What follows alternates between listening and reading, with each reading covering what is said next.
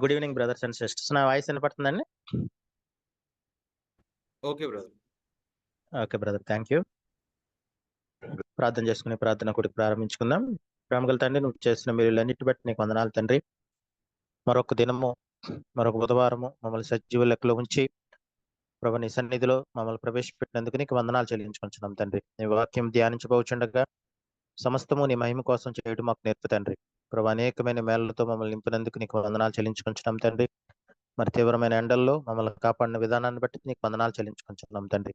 మాకన్నా బలమైన వారు, మాకన్నా యోగ్యులైన వారు, మాకన్నా ధనవంతులు, మాకన్నా అనేకమైన తలాంతులు కలవారు ఈ దినం చూడకుండానే మరణించినప్పటికీ మమ్మల్ని సజీవుల లెక్కలో ఉంచి మీ సన్నిధిలో ప్రభా మరి మమ్మల్ని ప్రవేశపెట్టినందుకు ప్రభా అనేకమైన అపాయాల నుంచి, అనేకమైన అనారోగ్యాల నుంచి, అనేకమైన ఇబ్బందుల నుంచి మమ్మల్ని కాపాడుతున్నందుకు విధానాన్ని బట్టి నీకు వందనాలు చెల్లించుకుంటున్నాం తండ్రి. ప్రభు ఇతరుల కన్నా మేము ఏమాత్రం గొప్పవారం అని కాదు, కానీ కేవలం నీ కృపను బట్టి మాత్రమే మమ్మల్ని నడిపిస్తున్న విధానాన్ని బట్టి నీకు వందనాలు చెల్లించుకొని క్రీస్తు నామమున బ్రతిమాలి వేడుకొంచున్నాం తండ్రి. ఆమేన్. దివ్య సిస్టర్ గారు మనకు 2 సాంగ్స్ పాడతారు. Song number 269.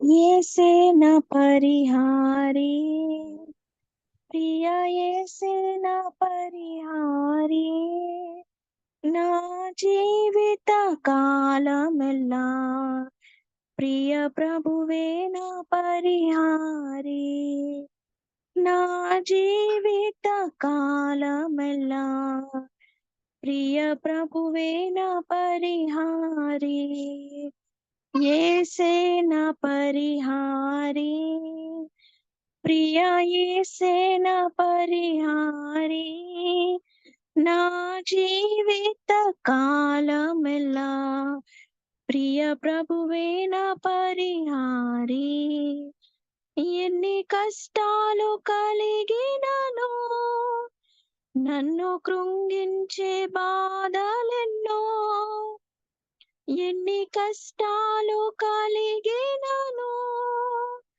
నన్ను కృంగించే బాధలెన్నో, ఎన్ని నష్టాలు వాటిల్లినా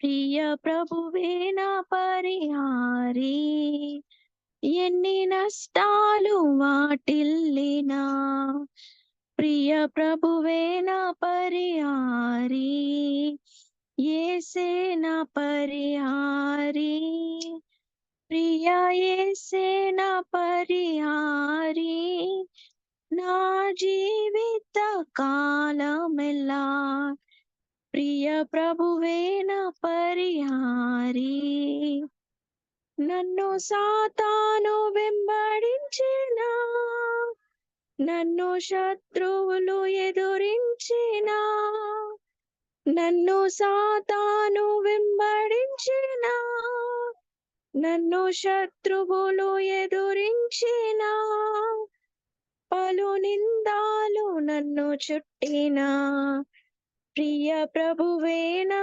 పరిహారి, పలు నిందాలు నన్ను చుట్టిన ప్రియ ప్రభువే నా పరిహారి, యేసే నా పరిహారి, ప్రియ యేసే నా పరిహారి, నా జీవిత కాలమెల్లా ప్రియ ప్రభువే నా పరిహారి, మణిమాన్యాలు లేకున్నను మనోవేదనలు వేధించిన, మణిమాన్యాలు లేకున్నను మనోవేదనలు వేధించిన, నరులెల్లారు నన్ను విడిచిన ప్రియ ప్రభువే నా పరిహారి, నరులెల్లారు నన్ను విడిచిన ప్రియ ప్రభువే నా పరిహారి, యేసే నా పరిహారి, ప్రియ యేసే నా పరిహారి, నా జీవిత కాలమల్లా ప్రియ ప్రభువే నా పరిహారి. బహు వ్యాధులు నన్ను సోకినా, నాకు శాంతి కరువైనా. బహు వ్యాధులు నన్ను సోకినా, నాకు శాంతి కరువైనా. నన్ను శోధకుడు శోధించిన, ప్రియ ప్రభువే నా పరిహారి. నన్ను శోధకుడు శోధించిన, ప్రియ ప్రభువే నా పరిహారి. యేసే నా పరిహారి, ప్రియ యేసే నా పరిహారి. నా జీవిత కాలమెల్లా ప్రియ ప్రభువే నా పరిహారి. దేవా నీవే నా ఆధారము, నీ ప్రేమకు సాటెవ్వరు. దేవా నీవే నా ఆధారము, నీ ప్రేమకు సాటెవ్వరు. నా జీవిత కాలమంతా నిన్ను పాడి స్తుతించెదను. నా జీవిత కాలమంతా నిన్ను పాడి స్తుతించెదను. యేసే నా పరిహారి, ప్రియ యేసే నా పరిహారి. నా జీవిత కాలమంతా ప్రియ ప్రభువే నా పరిహారి.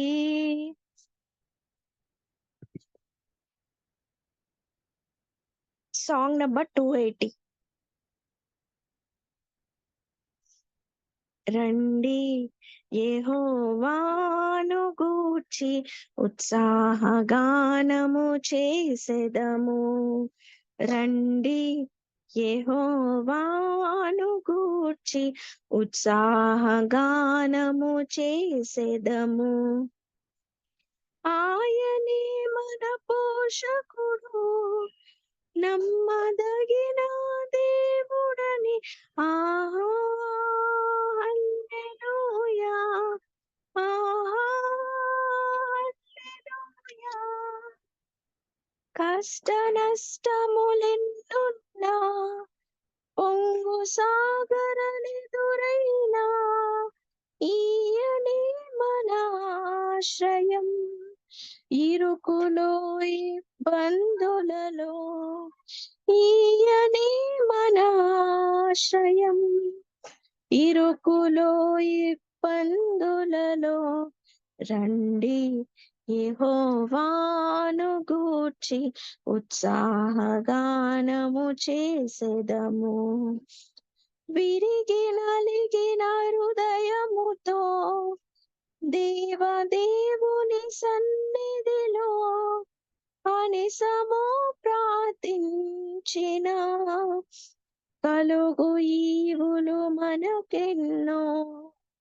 అనిసము ప్రార్థించిన, కలుగు ఈవులు మనకెన్నో.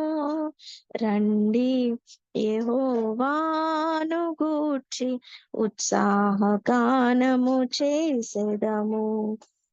త్రోవ తప్పిన వారలను చేరదీసే నాదుడని, నీతి సూర్యుండాయనేనని నిత్యము స్తుతి చేయుదము. నీతి సూర్యుండాయనే అని నిత్యము స్తుతి చేయుదము. రండి యెహోవాను గూర్చి ఉత్సాహగానము చేసెదము. Praise the lord.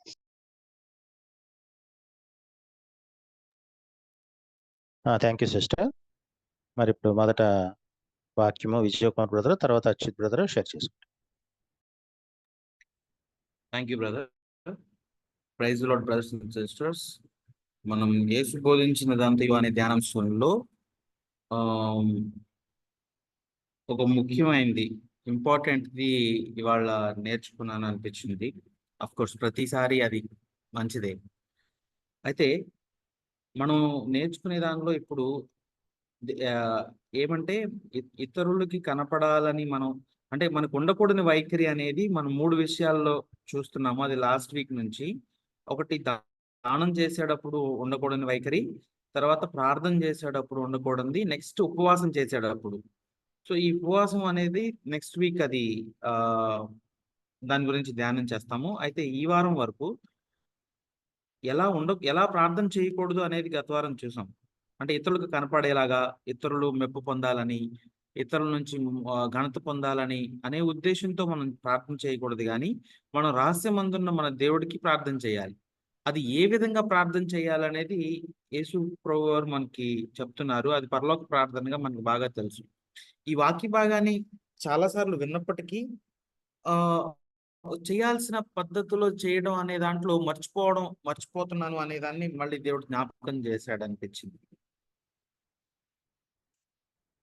మొదటగా పరలోక ప్రార్థన ఎలా స్టార్ట్ అవుతుందంటే, ఇక్కడ యేసు ప్రభువు మనకి ప్రార్థన అని ఇలా చేయండి అని చెప్తున్నప్పుడు దాని ఉద్దేశం ఏంటంటే ఆ ప్యాటర్న్ చెప్తున్నాడు. అంటే మనం పద్ధతి ఏ విధంగా ప్రార్థన చేయాలి ఆ పద్ధతి చెప్తున్నారు ఇక్కడ. అంటే ఇలానే ఈ మాటలే రిపీట్ చేయమని కాదు కానీ మన పద్ధతి ఎలా ఉండాలి అంటే ఏ అంశం ముందుండాలి, ఏ అంశం తర్వాత ఉండాలి అనే దాని గురించి ఇక్కడ ముఖ్యంగా చెప్పబడుతుంది. దాని నుంచి నేను నేర్చుకున్న విషయాలు మీతో షేర్ చేసుకుంటాను. మొదటిగా సంబోధించడం. మనం ఎవరికి ప్రార్థన చేస్తున్నాము? దేవునికి. అయితే పాత నిబంధన కాలంలో వాళ్ళ ప్రార్థన ఎలా ఉండేది అంటే దేవా అని స్టార్ట్ అయ్యి ఉండేది. అది కొత్త నిబంధనలోకి వచ్చిన తర్వాత దేవుడు యేసుక్రీస్తు మనకి దేవుణ్ణి తండ్రిగా పరిచయం చేశాడు. కాబట్టి ప్రార్థన కూడా తండ్రి అని స్టార్ట్ చేస్తున్నాడు. అలాగే ఆయన ప్రార్థన చేసేటప్పుడు కూడా తండ్రి అని ఉద్దేశించే ప్రార్థన జరుగుతుంది.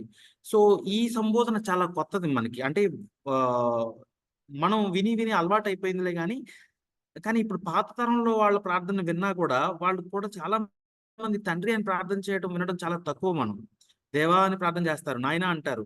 అంటే ఈ ప్రార్థనలో నిజంగా తండ్రితో మనం మాట్లాడుతున్నాము అనే ఫీలింగ్ కంటే అలవాటుగా సంబోధించడం అనేది ఎక్కువ వినపడుతుంది. ఈవెన్ మనం కూడా స్టార్ట్ చేసేటప్పుడు తండ్రి అని సంబోధించినా అది ఏదో అలవాటుగా మాట్లాడుతున్నట్టుగా మనం అనుకోవాలి. ఎందుకంటే నిజంగా మనం మన నాన్నతో మాట్లాడుతున్నట్టు డాడీ, నాన్న అని మాట్లాడే ఆ పర్సనల్‌గా ఇంటిమేషన్ అనేది నిజంగా ఉండాలి. మనం ప్రార్థన చేసేటప్పుడు. అలాగే దాంతో పాటు ఇంకోటి చెప్తున్నాడు, పరలోకమందున్నది మా తండ్రి అని. అంటే ఎవరికి ప్రార్థన చేస్తున్నావు అంటే మా నాన్నకి, నా తండ్రికి ప్రార్థన చేస్తున్నాను. ఆయన ఎలాంటి వాడు అంటే ఆయన పరలోకమందున్న తండ్రి. అంటే దాని ఉద్దేశం ఏంటంటే సమస్త విశ్వాన్ని పరిపాలించే దేవుడు, సర్వశక్తివంతుడైన దేవుడు నా తండ్రి అయి ఉన్నాడు. అంటే ఇక్కడ మనకు విశ్వాసాన్ని మనకు బిల్డప్ చేయడానికి యేసుక్రీస్తు ప్రభువారు దీన్ని మనకు నేర్పించడం చూస్తాం. ప్రార్థన అనేది ఎప్పుడు కూడా విశ్వాసాన్ని చూపిస్తది. మనకు ప్రార్థన చేస్తున్నాము అంటే దాని అర్థం ఏంటంటే మనం విశ్వాసం కలిగి ఉన్నాం. ఎందుకంటే అది జరగబోయే దాన్ని మనం ఆయన అడుగుతున్నాం. సో అది జరిగినట్టుగా మనం తర్వాత నమ్ముతాం. సో అది విశ్వాసం. ఆ విశ్వాసానికి ఫెయిత్ ఆధారం ఏంటంటే మనం ఎవరికి ప్రార్థన చేస్తున్నాము అంటే సర్వశక్తిమంతుడైన దేవుడికి. అది కూడా ఎవరు అంటే ఆ సర్వశక్తిమంతుడైన దేవుడు నా తండ్రి. కాబట్టి ఆయన ఏదైనా చేయగలడు. అది మనం నమ్ముతాం. ఎందుకోసం చేస్తాడంటే ఆయన నా తండ్రి కాబట్టి చేస్తాడు. ఈ లోకంలో ఉన్న తండ్రుల్ని మనం ఏదైనా అడిగినప్పుడు వాళ్ళు మనల్ని గద్దించొచ్చు. నీకు చెప్పాను కదా అని అనొచ్చు గానీ, మన పరలోకపు తండ్రి మనం ఎప్పుడు అడిగినా, ఏది అడిగినా చేయడానికి సిద్ధంగా ఉంటారు. విశ్వాసం అనేది అవసరం అక్కడ. సో ఆ విశ్వాసానికి ఆధారంగా మనం మొదలుపెట్టి ప్రార్థనని స్టార్ట్ చేయాలనేది నేర్పిస్తున్నారు. ఇక్కడ 6 అంశాలు మనం ప్రార్థన చేస్తాం. ఇందులో మొదటి 3 ఏమో దేవునికి సంబంధించినయి, చివరి 3 ఏమో మనకి సంబంధించినయి. ఇక్కడ మొదటి 3 దేవునికి సంబంధించినయి పెట్టడంలో అక్కడ యేసుక్రీస్తు మన ఉద్దేశం మనం సరిగా అర్థం చేసుకుంటే అది మన జీవితం ఎప్పుడు దేవుని కేంద్రీకృతంగా ఉండాలి. అంటే ప్రథమంగా మన ఫస్ట్ ప్రయారిటీ దేవుడై ఉండాలి.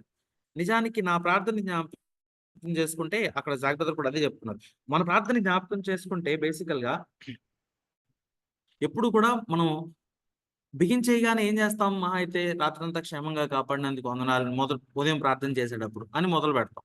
చేసిన తర్వాత ఈ రోజంతా పాపం చేయకుండా ఉండటానికి నాకు సహాయం చేయండి. తర్వాత నా కుటుంబ సభ్యుల్ని కాపాడండి. ఇంకొంచెం పరిధి పెరుగుతుంది. నా చర్చ్, నా సంఘస్థుల్ని కాపాడండి. తర్వాత మా పాలకుల్ని కాపాడండి. ఇది మన రొటీన్ ప్రేయర్ అవుతుంది. ఇందులో ఎక్కడా కూడా మొత్తంలో చూస్తే మన చుట్టూనే తిరుగుతుంది ప్రార్థన. నేను పాపంలో పడకూడదు. మంచిదే. అది ఆయనే కాపాడాలి నిజంగానే. అవును. అయితే అది సెకండ్ పార్ట్‌లో రావాలి.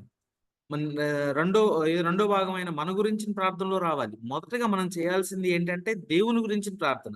అంతకుముందు ధ్యానంలో మనం ఈ విషయాలను క్లియర్‌గా నేర్చుకున్నాము. అప్పుడు కొంతకాలం ఇలా ప్రార్థన చేసినట్టు గుర్తు. కానీ దాని కంటిన్యూషన్ లేదు. సో, ఎందుకు లేదు అంటే అక్కడ కూడా దానికి కూడా ఆన్సర్ చెప్తున్నారాయన. ఎందుకంటే మనం దేవుని కేంద్రీకృతంగా లేము. దేవుని కేంద్రీకృతంగా నేను లేను. నేను లేకపోవడం వల్ల కొంతకాలం చేశాను. దాని ఇంపాక్ట్ ఉంది. తర్వాత రాను నా పాత ప్యాటర్న్‌లోకి వెళ్ళిపోయాను. సో, ఇది దేవుడు మళ్ళీ నాకు తిరిగి జ్ఞాపకం చేశాడు. మొదటి 3 ఏం చెప్తున్నాయంటే దేవుని యొక్క నామం పరిశుద్ధపరచబడాలి. ఆయన రాజ్యం కోసం ఆయన రాజ్యం రావాలి. అలాగే ఆయన చిత్తం నెరవేరాలి. ఈ 3 మన ఉద్దేశమై ఉండాలి. మన వైఖరి అయి ఉండాలి. ఈ మూడిటి విషయంలో మనం స్ట్రాంగ్‌గా ఉన్నప్పుడు అంటే మన భక్తి దేవుని చిత్తానుసారంగా ఉన్నప్పుడు అంటే దేవుడు కేంద్రీకృతంగా ఉన్నప్పుడు మన ప్రార్థన ఆటోమేటిక్‌గా అది వచ్చేస్తది. అంతేగాని బలవంతంగా రాదు. అంటే ఇప్పుడు నేను ఇవాళ నేర్చుకున్నాను కాబట్టి రేపటి నుంచి దాన్ని ఇంప్లిమెంట్ చేయడానికి ప్రయత్నిస్తాను. ఓకే. అది కొంతకాలమే నడుస్తది. అది నా జీవితంలో భాగం ఎప్పుడవుతుందంటే నేను హృదయపూర్వకంగా పరిశుద్ధాత్మతో నింపబడినప్పుడు, నా జీవితం మారి దైవ కేంద్రీకృతంగా మారినప్పుడు మాత్రమే ఆ ప్రార్థన నా జీవితంలో నిజమవుతది. లేదంటే ఏమవుతుంది అంటే అది అప్పచెప్పినట్టు అంటే ఓకే. ప్యాటర్న్‌కి అలవాటు పడతాం. ఇప్పుడు పరలోక ప్రార్థనని ఎలా అయితే చిన్నపిల్లలు చెప్తారో దాని అసలు మీనింగ్ తెలియకుండా అలాగే ఒక ప్యాటర్న్‌కి అలవాటు పడిపోయినట్టు అయిపోతది. సో, ఈ విషయంలో నేను చాలా మారాలి అని దేవుడిని అడుగుతున్నాను. సంఘం కూడా ప్రతి ఒక్కరి కోసం ఈ విధంగా ప్రార్థన చేయాలి. మనందరి ఉద్దేశ్యం దేవుని కేంద్రీకృతంగా ఉండాలి.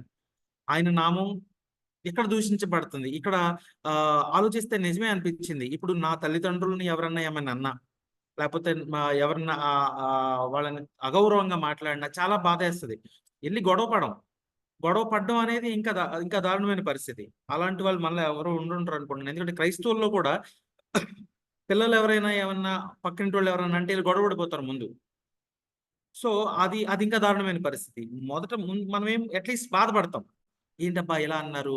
మనవాడు ఏం చేయకపోయినా సంజాయిషించుకోవడానికి ప్రయత్నిస్తాం.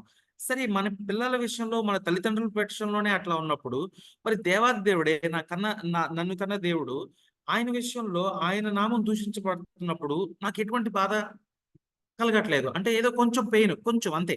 అంటే నేను ఆయన్ని ప్రేమించే విధానంలో డిఫరెన్స్ తెలిసిపోతుంది. ఈ లోకంలో ఉన్న వాళ్ళని ఎంతగా ప్రేమిస్తున్నాను, దేవుడిని ఎంతగా ప్రేమిస్తున్నాను కంపేర్ చేసుకుంటే తెలిసిపోతుంది. సో, ఇక్కడ చాలా మనం మారాల్సింది. దేవుడిని అడగాల్సింది. నేను ఆత్మీయంగా ఉన్నాను అని అనుకోవడానికి వీల్లేదు. ఇప్పుడు ఈ 3 విషయాలు మొదటగా ఆయన రాజ్యం కోసం, ఆయన నామం పరిశుద్ధపరచబడడం కోసం, అలాగే ఆయన చిత్తం నెరవేర్చబడడం కోసం నా వైఖరి స్ట్రాంగ్‌గా లేనప్పుడు నేను ఆత్మీయుడిని కాదు. సో, ఆ విధంగా ఆఫ్‌కోర్స్ మనం ఎప్పటికీ పర్ఫెక్ట్ కాలేం. కానీ గత జీవితంలో పోల్చుకుంటే సంవత్సరాలు గడిచే కొద్దీ మన వైఖరి దేవుని కేంద్రీకృతంగా మారాలి. మారుతుందా లేదా టెస్ట్ చేసుకోవాలి. దేవుని చిత్తం, దేవుని పనులు నాకిప్పుడు ఇష్టంగా ఉన్నాయా? దేవుని రాజ్య వ్యాప్తికి నా యొక్క శక్తి సామర్థ్యాలు నేను ఖర్చు పెడుతున్నానా? ఆయన చిత్తం నెరవేరబడాలి నా జీవితంలో అని నేను ప్రయత్నిస్తున్నానా? ఇది మన జీవితం యొక్క ముఖ్య ధ్యేయం అవుతుందా లేదా? గ్రాడ్యుయల్‌గా సంవత్సరం గడిచే కొద్దీ అవుతుందా లేదా? పరీక్షించుకొని మనం టెస్ట్ చేసుకోవాలి మనల్ని మనం. లేకపోతే దేవుని దగ్గరికెళ్లి అడగాలి. ఇంకొకటి నేను మన జీవితానికి సంబంధించిన విషయాల గురించి వచ్చేసరికి 3 విషయాలు. అవేంటంటే నా అనుదినాహారం దయచేయని, రుణములను క్షమించండి, శోధనల నుంచి తప్పించండి. ఈ మూడిట్లో ఆహారం దయచేయమంటాం ఎందుకు దయచేయమనాలి అంటే దాని పై వచనంతో లింక్ చేసుకోమన్నారు బ్రదర్. అది బాగా నచ్చింది నాకు. అంటే పై వచనం ఏంటంటే నీ చిత్తం పరలోకంలో జరుగుతున్నట్టు ఇక్కడ కూడా జరగాలి. దానికి కంటిన్యూషన్‌గా నీ చిత్తాన్ని నేను చెయ్యాలి కాబట్టి, నేను బ్రతికుండాలి కాబట్టి, నాకు అనుదిన ఆహారం దయచేయమని అడగాలి. ఎందుకు నువ్వు అనుదిన ఆహారం అడుగుతున్నావు? నీ ఇష్టానుసారంగా బ్రతకడానికి కాదు. దేవుని చిత్తానుసారంగా మనం బ్రతకడానికి మనం అనుదిన ఆహారం అడగాలి. ఇది మనం ఉద్దేశం అయి ఉండాలి. తర్వాత మన రుణాలను క్షమించమంటాం, శోధనల నుంచి రక్షించమంటాం. ఈ 2 ఏంటంటే ఒకటేమో కనికరం కోసం ప్రార్థించటం, ఒకటేమో కృప కోసం ప్రార్థించటం. అంటే పాపంలో పడిపోయిన తర్వాత ఆ పాపాన్ని క్షమించమని అడగడం అనేది ఆయన కనికరం. పాపంలో అసలు పడక ముందే ఆ శోధన నీకు బలీయమైంది అని తెలిసి దానిలో పడిపోతావు. ఎందుకంటే నీ బలహీనత నీకు తెలుసు. సో, ఆ బలహీనతలో పడిపోతాను ఖచ్చితంగా ఆ శోధన ఉన్నప్పుడు. అంటే నా బలహీనతని హంబుల్‌గా, దీనంగా ఒప్పుకోవడం అన్నప్పుడు ఏమవుతుందంటే ఆయన కృప గురించి అడగడం అన్నమాట అది. సో, ఆయన కృపనిస్తే పాపంలో పడకుండా మనం కాపాడబడతాం. సో, తిరిగి ఇలా ఆయన ఆయన పాపంలో నుంచి రక్షిస్తాడు. పాపంలో పడకుండా కాపాడతాడు. కాబట్టి తిరిగి మహిమ ఆయనకే చెల్లించాలి. ఎందుకంటే రాజ్యము, బలము, శక్తి అలాగే మహిమ ఆయనదే. ఎందుకంటే నన్ను కాపాడడానికి శక్తిమంతుడు ఆయన. కాబట్టి ఆయన బలవంతుడు. సో, నన్ను కాపాడాడు. తిరిగి తిరిగి ఆయనకే మహిమ పడిపోకుండా. కాబట్టి మన ప్రార్థన పద్ధతి ఇలా ఉండాలి. ఇక్కడ నేను నేర్చుకున్న ఇంకొక విషయాన్ని మీతో షేర్ చేసుకుంటాను. మత్తయి 5వ సువార్త బిగినింగ్‌లో ఏమని ఉంటదంటే, ఆత్మ చేత ఆయన తీసుకొనబడి అరణ్యానికి కొనిపోబడ్డాడని ఉంది. ఆ వాక్యం రీసెంట్‌గా ధ్యానం చేసినప్పుడు ఎందుకు ఆయన ఆత్మ చేత కొనుక్కుపోబడ్డాడు అంటే శోధించబడ్డానికి. ఓకే. ఎవరితో? సాతాను చేత. సో, ఆయన 40 దినాలు ఏం చేశాడు అంటే ఉపవాస ప్రార్థన చేశాడు. నెక్స్ట్ క్వెషన్, ఎందుకు ఉపవాస ప్రార్థన చేశాడు? అంటే చాలా చాలా ఆన్సర్‌లు చాలా మంది చెప్తున్నారు. నాకు వచ్చిన అనిపించిన ఆన్సర్ ఏంటంటే, ఉపవాస ప్రార్థన దేనికి అంటే తర్వాత 40 రోజుల తర్వాత అసలు యాక్చువల్‌గా ఆయన కొనుక్కోబడిన ఉద్దేశ్యం ఏంటంటే శోధింపబడ్డానికి. సో, శోధనలో జయం పొందాలి అక్కడ. అంటే ఖచ్చితంగా ప్రార్థనా శక్తి కావాలి. ఆ ప్రార్థన యేసుక్రీస్తు ప్రభువారే ఉపవాసం ఉండి ప్రార్థన చేశారు. అంటే అక్కడ శోధనలో జయింపబడాలి అంటే కొన్ని కొన్ని ఉపవాస ప్రార్థన ప్రాముఖ్యత గురించి నాకు అనిపించింది. కొన్ని బలహీనతలు ఉంటాయి మనలో. అది మనకు చాలా స్ట్రాంగ్‌గా ఉంటది. చాలా స్ట్రాంగ్‌గా త్వరగా పడిపోతాం ఆ బలహీనతలో. కానీ ఎదుటి వాళ్ళకి అలా ఉండకపోవచ్చు. అది వాళ్ళకి ఆ బలహీనత కాకపోవచ్చు. మనకున్న దాన్నేమంటారు, సైకలాజికల్‌గా ఉండే దాన్ని బట్టి, మానసికంగా ఉండే పరిస్థితిని బట్టి కొన్ని బలహీనతలుంటాయి.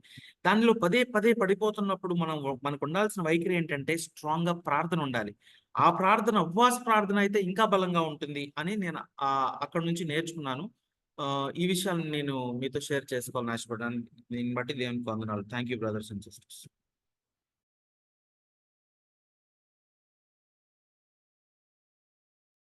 Praise the lord brothers and sisters.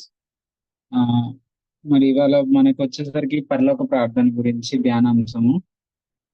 మరి అన్నయ్య చెప్పిన దానికి నిజంగానే ఈ అంశం చాలా చాలా అంటే చాలా ఇంపార్టెంట్ మన లైఫ్ లో. ఎందుకు అంటే గనుక నేను నా రక్షణ జీవితం పొందినప్పుడు ఎలా ఉండేది అంటే గనుక కేవలం నేను రక్షణ పొందింది సిఎఫ్సి యొక్క మెసేజ్ ద్వారానే, జాక్పన్ అంకుల్ చెప్పిన వాక్యం ద్వారా నేను దేవుణ్ణి తెలుసుకొని నిజంగానే నేను రక్షణలోకి వచ్చినప్పుడు ఏంటంటే నా ప్రార్థన జీవితం ఎలా ఉండేదంటే, నిజంగా చెప్పాలి 10 years నా ప్రార్థన జీవితం ఎలా అంటే దేవుని దగ్గర ఎప్పుడు పొందుకోవడం గురించే. అంటే దేవుడి దగ్గర ఏం పొందుకోవాలి అంటే ఏం పొందుకోగలను నేను. నిజంగా చెప్పబడినట్టుగా ఏంటంటే అన్నిటితో పాటు దేవుడు కూడా నా నా లైఫ్ లో ఒక పార్ట్ అయ్యారు అంతే తప్ప నిజంగా దేవుడే నా లైఫ్ అవ్వలేదు. అదైతే నేను నిజంగా ఒప్పుకోవాలి. కానీ ఏ రోజైతే నాకు నిజంగా నేను తెలుసుకున్నాను ఏంటి అంటే గనక ఆయన నీతిని, ఆయన రాజ్యాన్ని వెతకటంలో ఉన్న నిజమైన గొప్పతనం ఏంటి అని తెలుసుకున్నప్పుడు నిజంగా నాకు తెలిసిందనమాట. అంటే నేను నిజంగా ఇప్పటిదాకా యేసుక్రీస్తు ప్రభువారిని అంటే ఏంటంటే ఆయన గొప్ప దేవుడు, ఆయన పరలోకంలో ఉంటాడు. ఆయన ఏంటంటే మనల్ని అంటే ఇవన్నీ మనం అంటే ఆయన నా పైన ఒక అధికారిగా చూస్తాను తప్ప ఏ రోజు ఆయన నా తండ్రి, నేను ఆయనకి కుమారుడినై ఉన్నాను. ఇంకా చెప్పాలి అంటే గనుక నేను మరి జాక్పన్ అంకుల్ చెప్పిన మెసేజ్ ద్వారా ఎలా ఉండేదంటే నా జీవితం నేను తెలుసుకున్నది ఏంటంటే ఓకే నా తండ్రి అని తెలుసుకున్నాను తప్ప ఏంటంటే నిజంగా నాకు యేసుక్రీస్తు ప్రభువారు నాకు తండ్రికి మధ్య ఎప్పుడు కూడా ఆ రిలేషన్షిప్ ఉండేది కాదు. నిజంగా చెప్తున్నాను. ఎప్పుడు కూడా నాకు ఆ రిలేషన్షిప్ ఉన్నది. ఎప్పుడు కూడా ఒక భయంతో బతికేవాడిని నేను. అంటే ఏంటంటే నిజంగానే చెప్పబడినట్టుగా బైబిల్ చదవకపోతే ఏమైనా అవుతుందేమో, లేదు అంటే గనుక ఎన్ని మెసేజ్‌లు విన్నా కూడా అంటే నేను ఈ పాపం చేస్తే దేవుడు నా మీద కోప్పడతాడనేమో, లేదు అంటే గనుక అంటే ఏంటంటే అన్నీ కూడా ఒక రూల్స్ అండ్ రెగ్యులేషన్. ఇంకా చెప్పాలంటే పాత నిబంధన జీవితంలోనే నేను గడిపేవాడిని. ఎక్కడో కూడా కొత్త నిబంధనలో ఉన్న ధన్యత, ఇంకా కొత్త నిబంధన అంటే ఏంటంటే, కొత్త నిబంధన అంటే ఏంటంటే బైబిల్‌లో కొత్త నిబంధన కాదు. మీరు అలా చూడొద్దు. ఓల్డ్ టెస్ట్‌మెంట్, న్యూ టెస్ట్‌మెంట్ కాదు. ఇది నేను నా దేవుడితో నాకు ఇచ్చిన కొత్త నిబంధన. అంటే ఏంటంటే దేవుడు నాకు ఇచ్చిన న్యూ కవెనెంట్. అంటే నాకు కొత్త నూతన జీవితాన్ని దేవుడు మనకు ప్రసాదించాడు. ఆ జీవితం ఏంటి అంటే గనక ఒక అధికారి కింద పనిచేసే వాళ్ళకు ఉండే రిలేషన్షిప్ కాదది. ఇదేంటంటే ఒక కుమారుడికిను తండ్రికి ఉండే రిలేషన్షిప్. ఇది లేదా నేనేదో దత్తపుత్రుడిని, అంటే ఎలా చెప్పాలంటే నేనేదో అంటే అసలు ఆయన సొంత కుమారుడిని కాదు, నన్ను బయటకు కాదు. నా సొంత కుమారుడిగా ఎలా అయితే యేసుక్రీస్తు ప్రభువారిని దేవుడు చూస్తున్నాడో అలాగే నన్ను చూస్తున్నారు అని తెలుసుకున్న సొంత రిలేషన్షిప్ లోకి వస్తే కానీ నిజంగా చెప్తున్నాం, ఆ పరలోక ప్రార్థన అనేది మన జీవితంలో నిజం కాదు. మొట్టమొదట మనం పరలోక ప్రార్థనలో మొట్టమొదటిగా నీ నామము గణపరచబడును గాక అని మనం నిజంగా దాని గురించే మన హోల్ జీవితం ఎప్పుడు అవుతుందంటే గనక ఎప్పుడైతే మనము దేవుణ్ణి మన తండ్రిగా ఎరుగుతామో. తండ్రి అంటే మాట వరుస కాదు. అంటే ఏంటంటే ఓకే, మనం సిఎఫ్సి మెసేజ్ వింటాం ద్వారా ఏంటంటే ఓకే, నేను మాటల్లో దేవుడు అనకూడదు, తండ్రి అని పిలవాలి, అలా కాదు. మన లోతుల్లోంచి, మన హృదయంలోంచి రావాలి. అంటే ఎలా అంటే నాకు హృదయంలో ఎప్పుడైనా ఏదైనా బాధ కలిగినప్పుడు, లేదు అంటే గనుక నేను స్పిరిచువల్ గా నేను లోగా ఉన్నప్పుడు నేను ఎవరికి చెప్పుకోవాలనుకుంటున్నాను నా హృదయాన్ని విప్పి నేను ఎవరితో మాట్లాడాలనుకుంటున్నాను అంటే గనక నువ్వు ఎవరితో మాట్లాడాలనుకుంటున్నావు అప్పుడు మనకి తెలుస్తుంది. నిజంగా ఏంటంటే మనం భయపడి దాక్కొని తండ్రి అంటే దేవుడి దగ్గరికి వెళ్ళలేకపోతున్నాం అంటే ఆలోచించాలి. నిజంగా నాకు నా దేవుడి మధ్య ఆ తండ్రి కొడుకు రిలేషన్షిప్ ఉందా, లేదా నేను భయంతో బతుకుతున్నాను. ఎందుకంటే నా తండ్రి ఉన్నాడు అంటే కనుక నేను భయపడను. నాకు కలిగి ఉన్న బాధను నేను చెప్పుకుంటాను. ఎందుకంటే ఈ లోకంలోనే చూడొచ్చు, మన పిల్లలు వాళ్ళకి ఏమైనా బాధ కలిగితే ఎవరికి చెప్పుకుంటారు? నా ఇంట్లో నేను చాలా సార్లు చూస్తాను. నా కూతురు షీనాక్ కానీ హెన్రీక్ కానీ ఏమైనా దెబ్బ తగలగానే నేను హాస్పిటల్ నుంచి రాగానే వాళ్ళు వచ్చి నాకు చూపించడానికి చూస్తారు.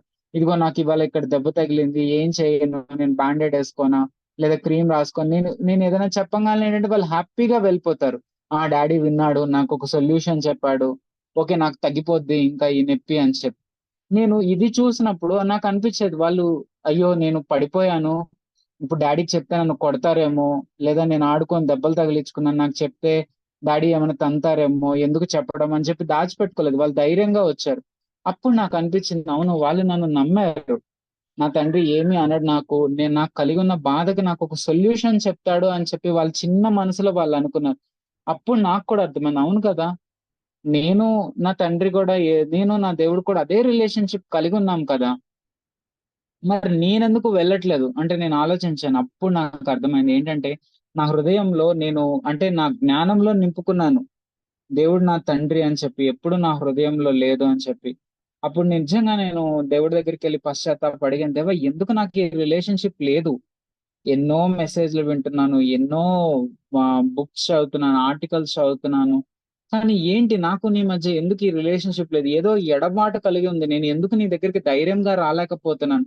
ఎందుకు నా మొహం దాచుకొని నేను కూడా ఆదాం చేసినట్టుగా నేను ఎందుకు ఎక్కడో దాచుకొని నేను వేరే వాళ్ళ మీద నింద మోపుతున్నాను అన్నప్పుడు అర్థమైంది నాకు, ఎందుకు నా జీవితంలో ఇలా లాకింగ్ ఉంది అంటే కనుక ఎందుకంటే నాకు పరిశుద్ధాత్మ నింపుదల లేదు. కేవలము మనకి దేవుణ్ణి తండ్రిగా రివీల్ చేసి, అంటే ఏంటంటే నిజముగా మన మన యొక్క తలలో కాదు, అంటే మన జ్ఞానంలో కాదు, మన హృదయంలో ఎవరు మనకి రివీల్ చేస్తారు అంటే పరిశుద్ధాత్మ శక్తి మాత్రమే. మనం దేవుడి దగ్గరికి వెళ్ళినప్పుడు ప్రతిసారి అడగాలి, దేవా నీ పరిశుద్ధాత్మతో నాకు నింపండి. పరిశుద్ధాత్మ అంటే ఏం లేదు, దేవుడు మనలోకి వచ్చి నివసించడమే. ఆయన నివసించినప్పుడు ఏమవుతుందంటే నిజంగా మనకు తెలుసు దేవుడు మనల్ని ఎంత ప్రేమించి ఉన్నాడో, ఆయన సిలువలో మన కొరకు ఎంత గొప్ప త్యాగం చేసి ఉన్నాడో. అది ఎవరైతే తెలుసుకుంటారో నిజంగా చెప్తున్నాను, వాళ్ళ జీవితం ఆ రోజు నుంచి మారిచిపోద్ది. ఎందుకంటే దేవుడు నిజంగా నాలాంటి పాపాత్ముల కోసం ఎందుకు యేసుక్రీస్తు ప్రభువాని సిలువలో బలియాగం చేయాలి? ఒకవేళ నేను తప్పు చేస్తే గనుక నిజంగా నేనంటే ఇష్టం లేకపోతే నా కొరకు యేసుక్రీస్తు ప్రభువారిని ఇవ్వాల్సిన అవసరం లేదు. కానీ ఆయన నన్ను ప్రేమించి నాకు ముందుగా ప్రతి ఒక్క విషయంలో నాకు ముందుగా యేసుక్రీస్తు ప్రభువారిని నా కొరకు బలియాగంగా ఇచ్చారంటే నేను ఎంత ఇష్టమై ఉండాలి. అది నాకు ఎలా తెలిసిందంటే నాకు హోలీ స్పిరిట్ ఫుల్నెస్ ద్వారా మాత్రమే తెలిసింది, నేను వేరే కారణం ఏమీ లేదు. అప్పుడు పరిశుద్ధాత్మతో నింపబడినప్పుడు నిజంగా నాకు హృదయంలో అర్థమైంది, ఓకే దేవుడు నిజంగా నన్ను ఇంతగా ప్రేమించి ఉన్నాడా, నేను ఎందుకు భయపడుతున్నాను, నేను ఎందుకు నిజంగా పరలోకం ప్రార్థన నాకు ఆ రోజు నుంచి పరలోక ప్రార్థన నాకు బట్టి అవ్వలేదు, నా హృదయానుసారంగా అయ్యింది.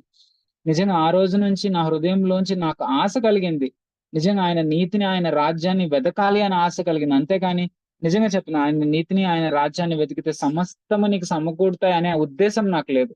దేవుడు నా ఉద్దేశాన్ని మార్చాడు. సమస్తము సమకూడతాయి. ఎందుకంటే నాకు నిజంగా దేవుడు నన్ను టెస్ట్ చేశాడు.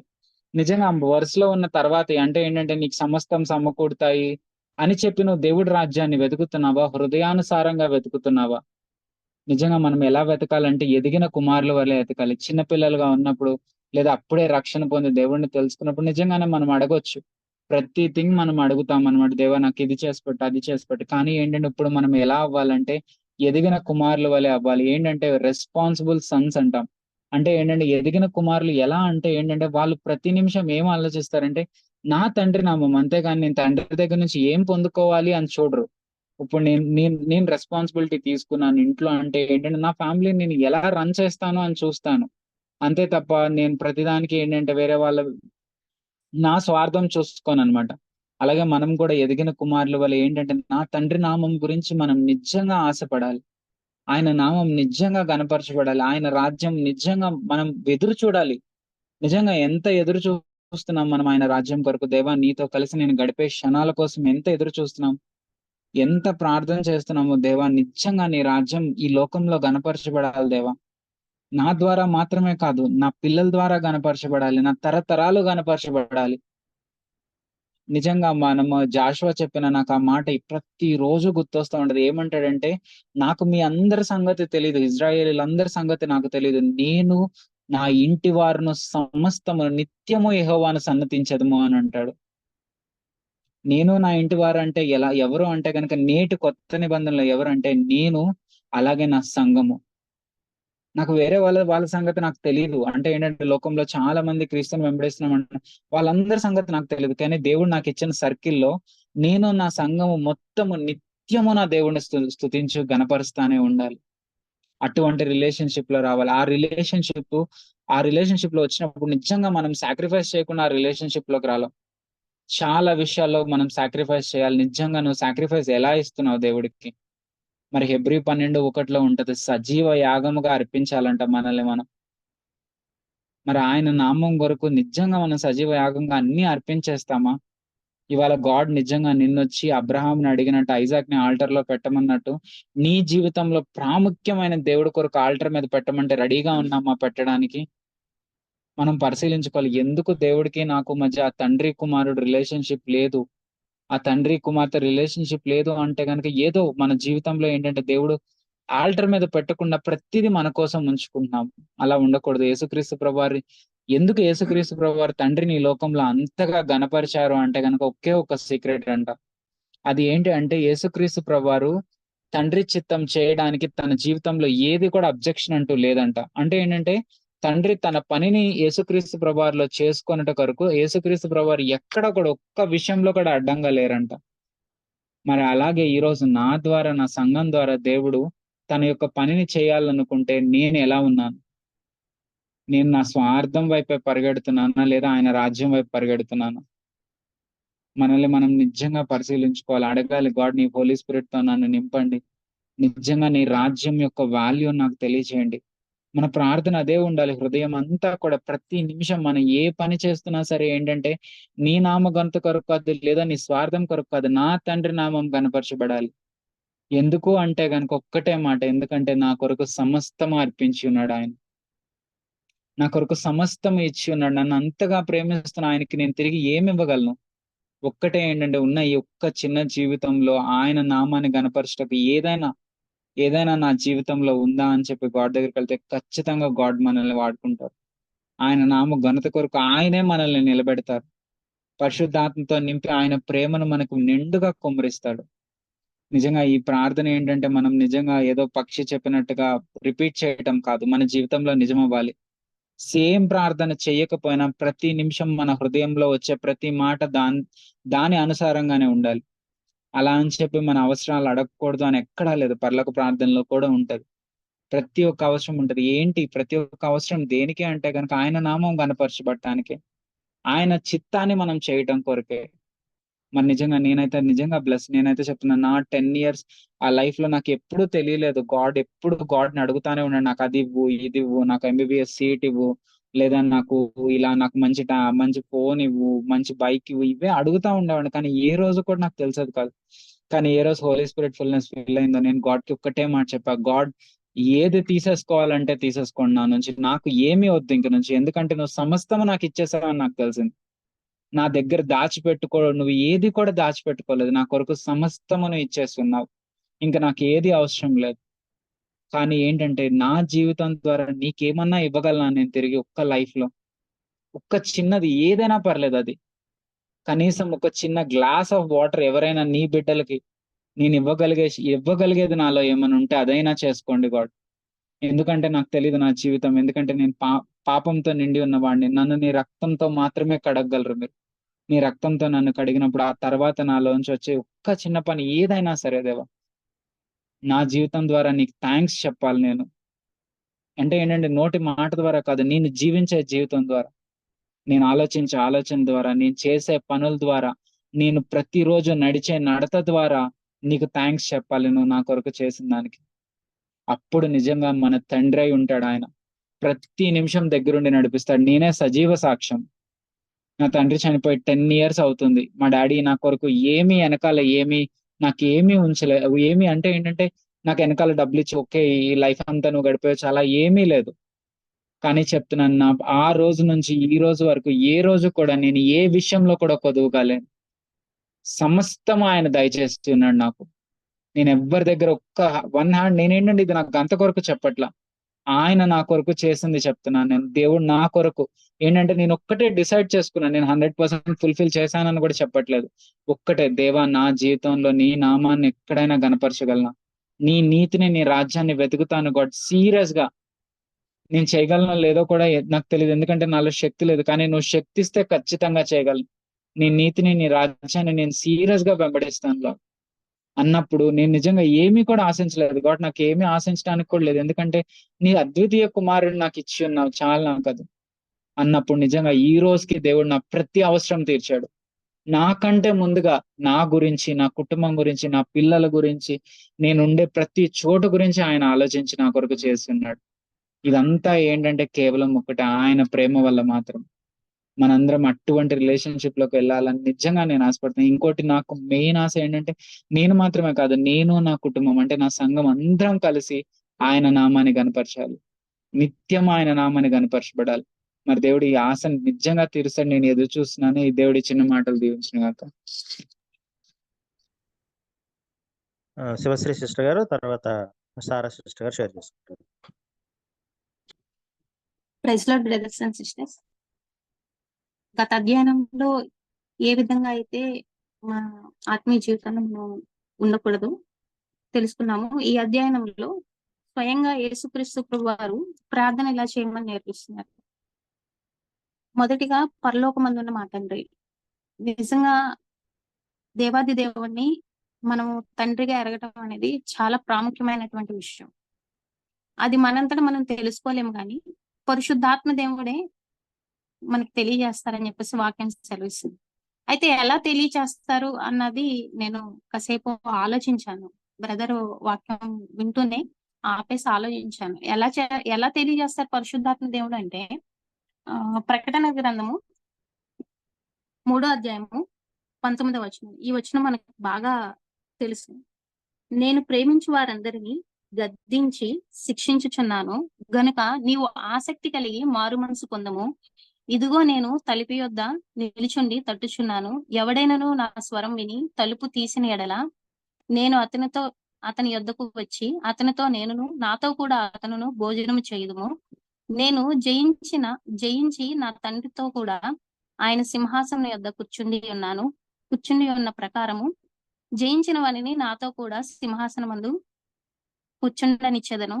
సంఘములతో ఆత్మ చెప్పుచున్న మాట చెవిగలవాడు వినుగాక. ఇప్పుడు ఫస్ట్ ఏం చెప్తున్నారంటే తండ్రి మనల్ని ప్రేమిస్తున్నారు, అది డౌట్ పడాల్సిన విషయం అస్సలు కాదు. ఆయన ప్రేమించున్న వారిని గద్దించి శిక్షించున్నారంట. ఎందుకని? మనం మారు మనసు పొంది ఎప్పుడైతే ఆయన మాట విని ఆయన మాటకు ఒబే అవుతామో నిజంగా పరిశుద్ధాత్మ దేవుడు మన దగ్గరికి వచ్చి మనతో పాటు ఆయన సహవాసంలో ఉండి ప్రతిదీ తండ్రిని గూర్చినటువంటి ప్రతి విషయాన్ని బయలుపరుస్తారు. అందులో ఫస్ట్ విషయం ఏంటంటే ఆయన మన తండ్రి అని తెలుసుకుంటాం.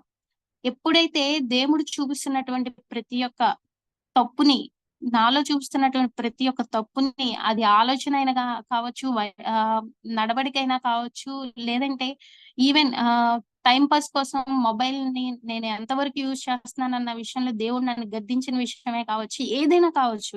ఎప్పుడైతే ఆ గద్దింపుకు లోబడి నేను ఆయన తట్టు తిరిగి, నేనైతే పరిపూర్ణంగా నేను చేయలేను గాని, దాన్ని జయించలేను గాని, ఎప్పుడైతే ఇష్టపూర్వకంగా నేను మారు మనసు పొంది, దేవా నాకు చూడాలనిపించట్లేదు, నాకు ఇలా ఉండాలనిపించట్లేదు అని మనం నిశ్చయించుకుంటామో, ఆ నిశ్చయతను దేవుడు చూస్తాడు. పరిశుద్ధాత్మ దేవుడు ఖచ్చితంగా చూస్తారు. అప్పుడు ఆయన మన దగ్గరికి వచ్చి మనకి సహాయం చేస్తూ, ఎప్పుడైతే మనం మారు మనసు కలిగి ఉంటామో ఆయన ఖచ్చితంగా హెల్ప్ చేస్తారు.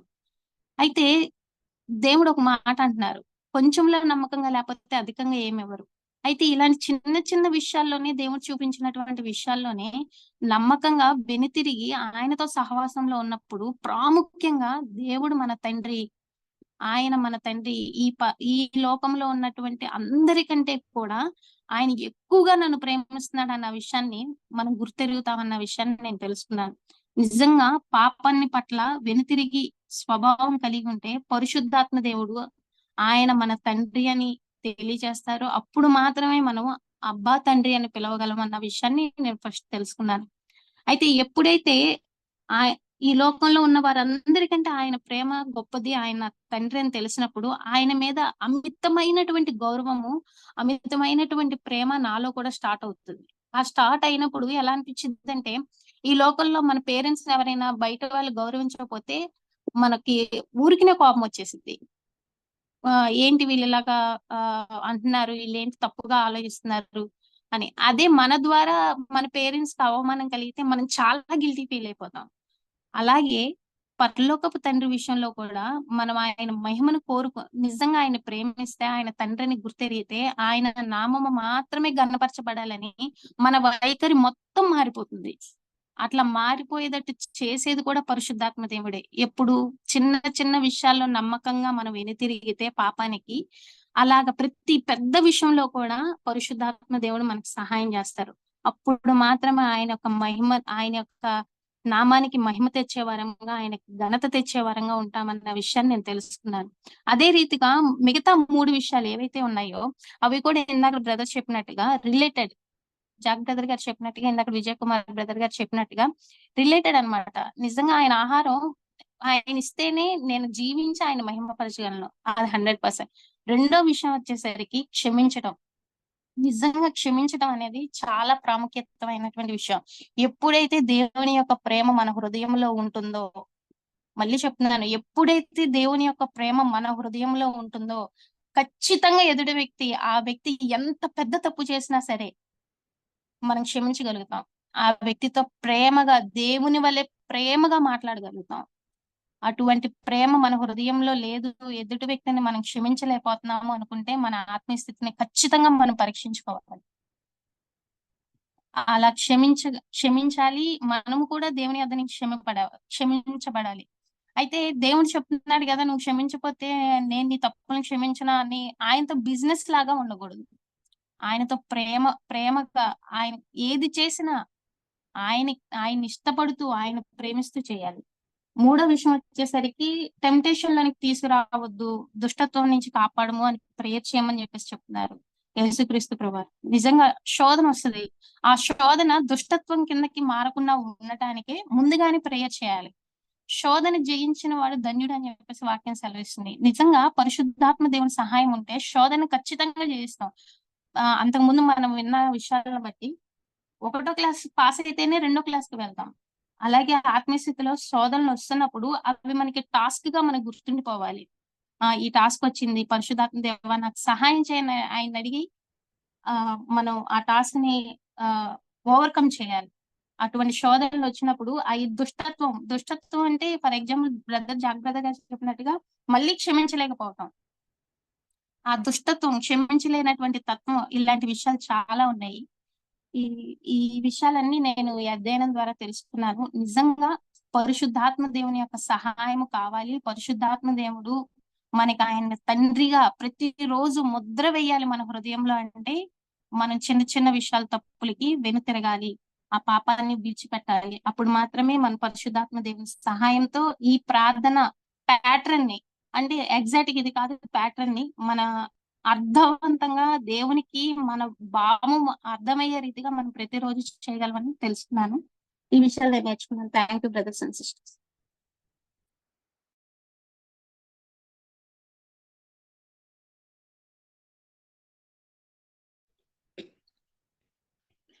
Praise lord brothers and sisters. ఈ వారం మన ధ్యానాంశంలో ఎలా ప్రార్థన చెయ్యాలి అనే అంశం మీద నేర్చుకుంటున్నాం. గత వారం ఎలా చేయకూడదు అనేది నేర్చుకున్నాము. 6 నెలల క్రితం నవంబర్ 29వ తారీఖున ప్రాథమిక బైబిల్ సత్యాలు అధ్యయనంలో కూడా 28వ భాగంలో మనం దేవుడు కేంద్రంగా ఉండు ప్రార్థన గురించి తెలుసుకున్నాము. ఈ ప్రార్థనలో 6 విన్నపాలు ఉన్నాయి. మొదటి 3 విన్నపాలు దేవుని మహిమ కొరకు ఉన్నాయి. ఇందులో నేను, నాకు, నాది అనేది అసలు ఈ ప్రార్థనలో లేవు. పాత నిబంధనలో దేవా అని ప్రార్థించేవాళ్ళు, కానీ కొత్త నిబంధన వచ్చేటప్పటికి మనం ఆయన బిడ్డలుగా ఉన్నాము. దేవుడు మనకి తండ్రి అనే విషయం మనం గుర్తెరగాలి అనేది కూడా నేర్చుకున్నాము. పరలోకమందున్న మా తండ్రి అని ప్రార్థించమని యేసుప్రభువే నేర్పించారు. మనం మనల్ని ప్రేమించే పరలోకపు తండ్రి, సర్వశక్తిమంతుడైన తండ్రిని మనం ప్రార్థిస్తున్నాము అనే విశ్వాసంతో మనం ప్రార్థన చేయాలి. అలాగే మొదటి 3 విన్నపాల్లో పరలోకమందున్న మా తండ్రి నీ నామం పరిశుద్ధపరచబడును గాక అనేసి మనం చెప్తున్నప్పుడు, అంటే ప్రార్థనలో ప్రభువునే మొదటి స్థానంలో ఉంచాలి. తర్వాతే మన గురించి ప్రార్థన చేసుకోవాలి. ప్రార్థన మన కంటతా వచ్చేసింది కాబట్టి అలవాటు ప్రకారం చెప్పకూడదు. హృదయపూర్వకంగా ఆ భావాన్ని మనం అనుభవిస్తా ఏకాగ్రతతోనే, భారంతోనే మనం ప్రార్థించాలి. అలాగే దేవుని నామం అవమానపరిచినప్పుడు ఎక్కడైనా కానీ మనం దాని గురించి బాధపడాలి, ఎక్కువగా బాధపడాలి. ఆ మనసు మనకు ఉండాలి. మన ప్రవర్తన అంతా కూడా, మన నడవడిక అంతా కూడా దేవుని నామం మహిమపరిచేదిగానే ఉండాలి ఎక్కడైనా కానీ. అలాగే నీ రాజ్యం వచ్చును కాక, నీ చిత్తం పరలోకమందు నెరవేరుచున్నట్లు భూమి అందును నెరవేరును కాక. ఇక్కడ స్వయం కేంద్రీకృతమైన జీవితం నుంచి విడుదల కలిగించడానికే యేసుప్రభు వచ్చారు. మనకి మంచి జరిగినప్పుడు ఆనందిస్తున్నాం, కష్టం వస్తే దుఃఖపడుతున్నాం. అలా కాకోకుండా ఎప్పుడూ కూడా దేవుని యందు మనం సంతోషించే వాళ్ళంగా ఉండాలి. మా జీవితాల్లో, మా పిల్లల జీవితాల్లో కూడా దేవుని చిత్తమే జరగాలని నేను రోజు ప్రార్థన చేసుకుంటున్నాను. దేవుని నామం, దేవుని రాజ్యం, దేవుని చిత్తం అంతా దేవుడిదే. పరలోకంలో దేవదూతలు దేవుడు చెప్పిన పని సంపూర్ణంగా చేస్తారు. మనం కూడా అట్లాగ ఉండాలి, అలాగ ఎదగాలన్నమాట. ఇక మన కోసం ప్రార్థన చేసుకున్నప్పుడు, మానుదిన ఆహారం నేడు మాకు దయచేయము అని అంటే, మనకు కావలసినవన్నీ అడగొచ్చు. మనం ఎలాగో అడుగుతాము. అన్ని విషయాలు కుటుంబ పరంగా, అన్ని సంఘపరంగా అందరి అడుగుతానే ఉంటాము. అయితే ఇక్కడ మనకి ఆదాము ద్వారా స్వార్థ బుద్ధి అనేది మనలోకి వచ్చింది. నేను నా కుటుంబం అనేది. ఇది నేను కూడా అలాగే ఉండేదాన్ని ఒకప్పుడు. నాకు వేరే విషయాలు పట్టేవి కావు. నేను నా కుటుంబం అనే స్వార్థం నాలో ఉండేది. కానీ మా వారు ఎప్పుడూ ఇతరుల గురించి ఆలోచించేవాళ్ళు. తోటి వ్యాపారస్తులకు నష్టం వస్తే ఈయన బాధపడేవాళ్ళు. వాళ్ళు తిరిగి వ్యాపారం నిలదొక్కుకుంటానికి ఆయన సహాయం చేసేవాళ్ళు. నాకు ఆ గుణం ఉండేది కాదు. ఇక్కడ అనుదిన ఆహారం నేడు మాకు దయచేయమంటే అది మన కోసమే కాదు, మన తోటి వారి కోసం కూడా, మనం ఇతరులకు కూడా సహాయం చేసే వాళ్ళంగా ఉండాలి. ఇతరుల అవసరాలకు ప్రార్థన చేసే వాళ్ళంగా ఉండాలి. నాలో స్వార్థం తీసేయమని కూడా నాకు మారు మనసు ఇమ్మని నేను ప్రార్థించుకుంటున్నాను. అలాగే నా జీవితం ద్వారా, నా కుటుంబం ద్వారా కూడా దేవుని నామం మహిమపరచబడాలి. అప్పుడే ఆత్మ సంబంధమైన వ్యక్తిగా నేను ఉంటాను. అని చెప్పి కూడా నేను దాని గురించి నేను ప్రార్థన చేసుకుంటున్నా. మా రుణస్థులను మేము క్షమించున్న ప్రకారం నీవును మా రుణములను క్షమించుము. ఇది ఈ వాక్యానికి 14, 15 వచనములలో ఒక షరతు కూడా దేవుడిచ్చాడు. మీరు మనుషుల అపరాధములను క్షమిస్తేనే మీ తండ్రి మీ అపరాధాలకు క్షమిస్తాడు. లేకపోతే మీరు క్షమించకపోతే దేవుడు కూడా మనల్ని క్షమించడనేది. ఇది మొన్న ఆదివారం కూడా మనం నేర్చుకున్నాం. మత్తయి సువార్త 18వ అధ్యాయంలో 23-35 వచనాల వరకి రాజుగారు తన దాసుని క్షమిస్తాడు. అతను చాలా పెద్ద అప్పు 10,000 తలాంతులు రద్దు చేస్తాడు. శిక్షించకుండా విడిచిపెడతాడు. అయితే ఆ దాసుడు తనకు 100 దినారాల అప్పు ఉన్న తన తోడి దాసుని క్షమించకుండా అతన్ని చెరసాలలో వేయిస్తాడు. ఇది ఒక ఉపమానంగా ప్రభువు మనకు తెలియచేశారు. ఇది తెలిసిన రాజుగారు ఆ దాసుని మీద కోపపడి రద్దు చేసిన తన బాకీ అంతా తిరిగి చెల్లించమని అతన్ని శిక్షిస్తాడు. దీన్ని బట్టి మనం నేర్చుకోవాలి. బైబిల్లో దేవుడు మన పాపాలను జ్ఞాపకం చేసుకోనని అన్నాడు, కానీ మర్చిపోతానని ఎక్కడా చెప్పలా. దేవుడు ఎందుకు మర్చిపోతాడు? ఆయన సర్వశక్తిమంతుడు, ఆయనకు అన్ని గుర్తులు ఉంటాయి. మనం ఇతరులను క్షమించకపోతే దేవుడు గతంలో క్షమించిన మన పాపాలు కూడా తిరిగి చూపిస్తాడు మనకు విరోధంగా. ఈ విషయం జ్ఞాపకం పెట్టుకోవాలి. మనం క్షమించే హృదయం ఇమ్మని కూడా ప్రార్థించాలి. శోధనలోకి తేకుండా దుష్టుని బారి నుంచి మమ్మల్ని తప్పించమని మనం ప్రార్థన చేస్తున్నాం. మనం సహించలేనంతకంటే ఎక్కువ శోధింపబడినవని దేవుడు మనకి వాగ్దానం చేశాడు. మనకి ఇంతకంటే ఏం కావాలి? మన సొంత శక్తితో శోధనలు జయించలేము. మన బలహీనత, మన నిస్సహాయత మనం దేవుడికి చెప్పుకోవాలి. ఆయన సహాయం అడగాలి.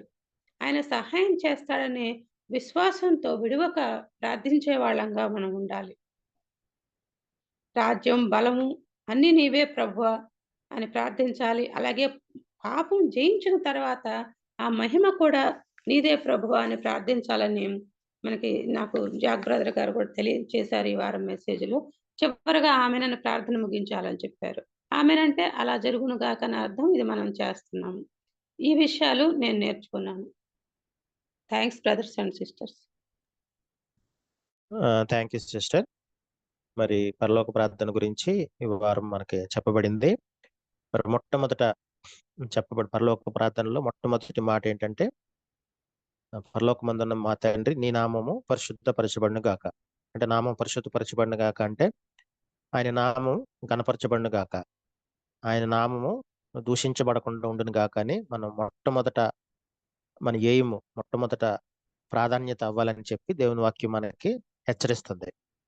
మరి దేవుని నామము అధికముగా దూషించబడే ప్రదేశాలు ఏదన్నా ఉన్నాయంటే ఖచ్చితంగా యేసు సంఘము అని చెప్పబడే చర్చెస్లోనే, సంఘాల ద్వారానే యేసు ప్రభువు నామము అత్యధికంగా దూషించబడుతున్నట్టు మనం చూస్తాం. కనుక మరి మన సంఘం ద్వారా మొట్టమొదట మన ప్రాధాన్యత, మన సంఘం ద్వారా మరి దేవుని నామం దూషించబడకుండా మనందరము దానికోసం మనం ప్రయాసపడాలని దేవుని వాక్యం మనల్ని హెచ్చరిస్తుంది. మరి కొరింథీ సంఘంలో మరి చూస్తే కనుక మరి సహోదరులు మరి కొట్లాడుకోవడం ద్వారా దేవుని నామం దూషించబడినట్టు మనం చూస్తాం. కనుక మనము మన సంఘంలో మరి కొట్టుకోవడం ద్వారా భిన్నాభిప్రాయాలు ఉండొచ్చు. భిన్నాభిప్రాయాలు ఉండటం వేరు, కొట్లాడుకోవడం వేరు. మరి సంఘంలో సహోదరుల మధ్య కొట్లాడుకున్నప్పుడు దేవుని నామం దూషించబడుతుంది. కనుక సంఘంలో మనం ఏది మాట్లాడినప్పటికీ కూడా ఇది దేవుని గణపరిచే మాట, దేవుణ్ణి దూషించే మాట అని మనం జాగ్రత్తగా మనం చూసుకోవాలి. మనము దేవుణ్ణి గణపరచిన మాట మనకు అదేవిధంగా అంటే మనకు అప్పచెప్పబడిన పనులు కూడా చేయడం ద్వారా కొన్నిసార్లు దేవుని నామం దూషించబడతా ఉంటది. చాలా సందర్భాల్లో సంఘాల్లో కొట్లాటలకి దేవుని నామం దూషించబడటానికి కారణం నేను చూసినప్పుడు కొంతమంది వ్యక్తులు సంఘాల్లో దేవుని డబ్బులు దొంగిలిస్తూ ఉంటారు. మరి కొంతమంది వ్యక్తులు మరి ఎవరు నియమించకపోయినప్పటికీ కూడా తమను తాము నియమించుకుని ఆ డబ్బును కాపాడే వ్యక్తులుగా వాళ్ళు ఉంటారు. సో 2 గుంపులు అయిపోతాయి. ఒక డబ్బులు దొంగిలించే గుంపు, రెండోది కాపాడే గుంపు. ఈ 2 గుంపుల మధ్య మరి కొట్లాట ప్రారంభమవుతుంది. ప్రారంభమైనప్పుడు దేవుని నామం, ఆ సంఘాన్ని బట్టి దేవుని నామం ఎంతగానో దూషించబడినట్టు చూస్తాం. కనుక మొట్టమొదటి సంఘంలో మన మొట్టమొదటి ప్రాధాన్యత దేవుని నామము గణపరచబడాలి. నేను సంఘం ప్రారంభమైనప్పుడు దేవునికి నేను ప్రార్థన చేస్తాను, ప్రభు ఈ సంఘాన్ని బట్టి ఈ నామం గణపరచబడకపోయినా పర్లేదు కానీ ఈ సంఘాన్ని బట్టి నీ నామం దూషించబడకుండా చేయి ప్రభా అని చెప్పి నేను ప్రార్థన చేశాను. ఖచ్చితంగా మరి ఆ ప్రార్థన దేవుడు ఆలకించాడని నమ్ముతున్నాను.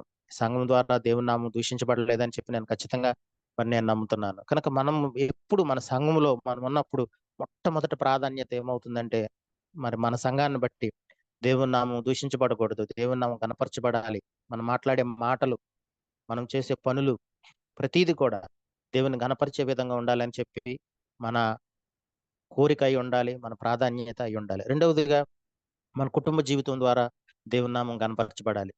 భార్యాభర్తలు కొట్టుకుంటూ ఉంటే, కొట్లాడుకుంటూ ఉంటే దేవుని నామం దూషించబడుతుంది.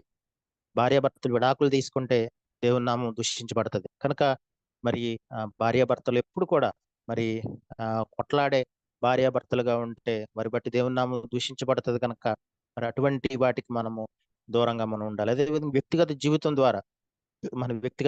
ద్వారా మనం క్రైస్తవుడు అని చెప్పుకుంటే కనుక అనేకమైన కళ్ళు మన మీద ఉంటాయి. వీడు ఏ విధంగా జీవిస్తున్నాడు, వీడు నీతులు చెప్తాడు కానీ నీతులు పాటిస్తున్నాడా అని చెప్పి అనేక మంది క్రైస్తవులను చూస్తూ ఉంటారు. కనుక మన జీవితం ద్వారా మరి దేవుని నామం విడే విధంగా మనం ఉంటున్నామా లేదా ఒకసారి మనం పరీక్షించుకో. మనం ఆ విధంగా మనం ప్రార్థన చేసుకుందాం. ప్రభా, నా వ్యక్తిగత జీవితం ద్వారా నీ నామం గణపరచబడాలి.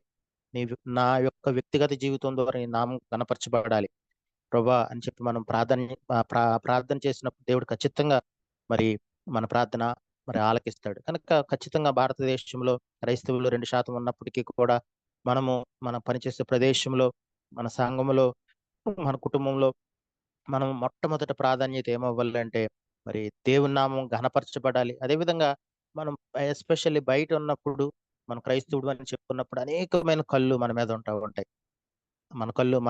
ఉంటాయి. సో మనం ఈ క్రైస్తవుడు అని చెప్పుకుంటున్నాడు, ఎలా జీవిస్తున్నాడు అని చెప్పి వాళ్ళు ఆలోచిస్తూ ఉంటారు. మనం మాట్లాడే విధానము, మరి మనం జీవించే విధానము, మనం చూచే విధానం, ఇవన్నీ కూడా అబ్జర్వ్ చేస్తూ ఉంటారు. కనుక మనము ఆ విధంగా మనం తప్పుగా ప్రవర్తిస్తే కనుక మనల్ని బట్టి దేవుని నామం దూషించబడుతుంది. కనుక మనం ఆ విధంగా మనల్ని బట్టి దేవుని నామం దూషించబడే విధంగా మనం జీవిస్తున్నామే ఒక్కసారి మనం పరీక్షించుకుందాం. మన వ్యక్తిగత జీవితం ద్వారా, మన కుటుంబ జీవితం ద్వారా, మన సంఘ జీవితం ద్వారా మరి దేవుని నామం దూషించబడకుండా ఘనపరిచే విధంగా మనం జీవించాలి. కనుక మన సంఘంలో కూడా మొట్టమొదట మన ప్రాధాన్యత అవ్వాలి. కొరింథీ సంఘాన్ని చూసినప్పుడు కొరింథీ సంఘాలు ఒకరినొకరు కొట్టుకునేవాళ్ళు. తర్వాత ఒకళ్ళ మీద ఒకళ్ళు కోర్టులకు వెళ్ళి కేసులు వేసుకున్నారు. వాళ్ళు అన్యుల దగ్గరికి వెళ్ళి వాళ్ళు జడ్జ్ చేయమని చెప్పి తీర్పు తీర్చమని అన్యుల దగ్గరికి వెళ్ళేవారు. దీనిని బట్టి కొరింథీ సంఘాన్ని బట్టి దేవుని నామం ఎంతగానో దూషించబడినట్టు మనం చూస్తాం. సో ఆ విధంగా మన సంఘాన్ని బట్టి ఎప్పుడు దేవుని నామం దూషించబడకూడదు. కనుక అది మన ప్రాధాన్యత అవ్వాలి. మన మాటలు, మన చేతలు, మన చర్యలు, మన నడవడిక, మనం మాట్లాడే మనం ప్రతీది కూడా దేవుని నామం గణపరచబడే విధంగా ఉండాలి. దేవుని నామం దూషించబడే విధంగా ఉండకూడదని దేవుని వాక్యం మనల్ని హెచ్చరిస్తుంది. దేవుడి వాక్యం దీవించిన గాక. మరి చెప్పబడిన వాక్యం నిమిత్తం ఎవరంతా స్పందిస్తూ ఒకరు ప్రార్థన చేస్తే నేను క్లోజింగ్ ప్రేయర్ చేస్తాను.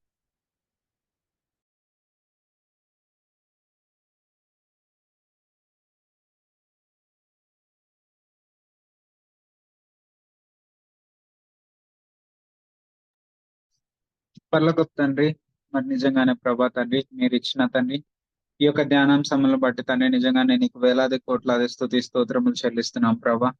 తండ్రి, మీరు మమ్మల్ని అనాథలుగా విడిచిపెట్టలేదు ప్రభా. మీరు మమ్మల్ని ఎంతగానో ప్రేమించి ప్రభా, మేము ప్రభా నేను తెలుసుకున్నటకు ప్రభా, నువ్వు మాకు ఎంతగా మమ్మల్ని ప్రేమించున్నావో మేము తెలుసుకున్నటకు మీరు ఇచ్చిన ఈ ఘనతమైన, ఈ ఉన్నతమైన నామంను బట్టి, నిజంగా తన ఉన్నతమైన స్థానమును బట్టి కూడా నిజంగా వందనాలు చెల్లిస్తున్నాం తండ్రి. నిజంగానే ప్రభా, నిన్ను తండ్రిగా ఎరిగి నీ నామం కొరకు ప్రభా, నేను మాత్రం కాదు ప్రభా, నేను నా సంఘము అందరం కలిసి ప్రభా నీ నామంను గణపరచుటకు, మా జీవితంలో సరిదిద్దుకొనుటకు మాకు ఇచ్చిన అవకాశమును బట్టి వందనాలు ప్రభా.